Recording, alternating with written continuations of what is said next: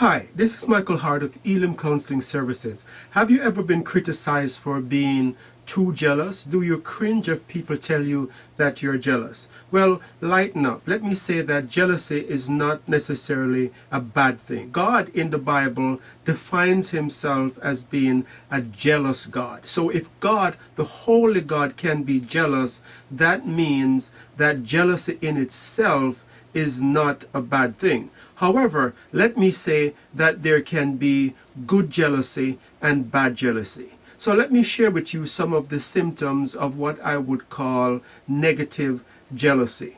Jealousy becomes dysfunctional when it leads to controlling or manipulative behavior. So if you're with someone and they're controlling who you talk to, they become very jealous over very simple things.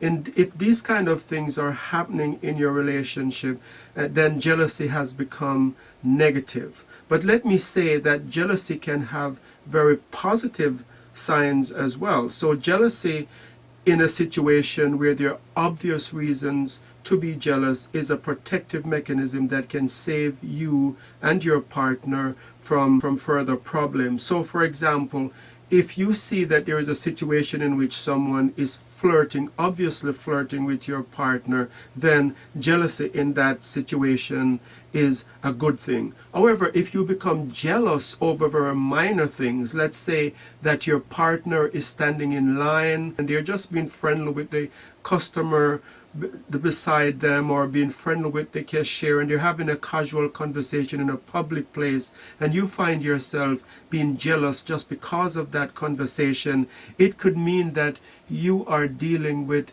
insecurity, and that it's not necessarily that your partner is doing something bad, but that jealousy has become negative because it is rooted in insecurity. So jealousy, as I've said before, is neither good nor bad. It depends on the circumstances. So here are a few litmus tests that you can do to determine whether or not your jealousy has become negative. Number one, if you are jealous over something, then you should ask yourself the question, what would an objective third party say about this? Or better yet, you can ask a third party about their opinion about a situation in which you are acting jealously. Number two test, the number two test is that you should ask yourself if your partner that you are constantly being jealous about, does this person have a history of doing things that are distrustful? Have they broken your trust in some major way? Have they been unfaithful? If the answer is yes, if your partner has been unfaithful, such as they've had an affair, then jealousy in that situation is understandable. If, however, you ask yourself that question and you find, no, my partner has had a history of being faithful to me, then it could be that your jealousy is your issue and not your partner's issue.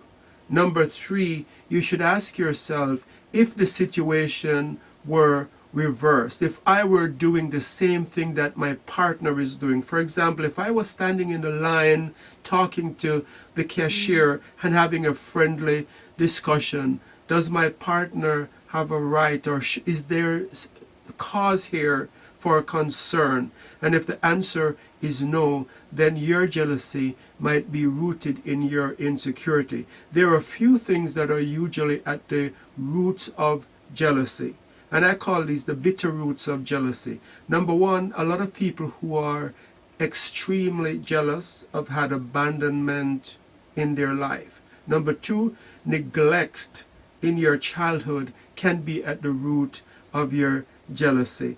And number three, if you had a parent who was cheated on or abused, then you go into, as an adult, you could be on high alert, thinking subconsciously maybe that the same thing is going to happen to you. And so you are overreacting to very simple situation. So again, if you are in a relationship and you find that your jealousy is either leading you to be very controlling, or that it is leading you to be suspicious, then it could be you need help, and counseling would be a very good way to start getting help for yourself and for your relationship.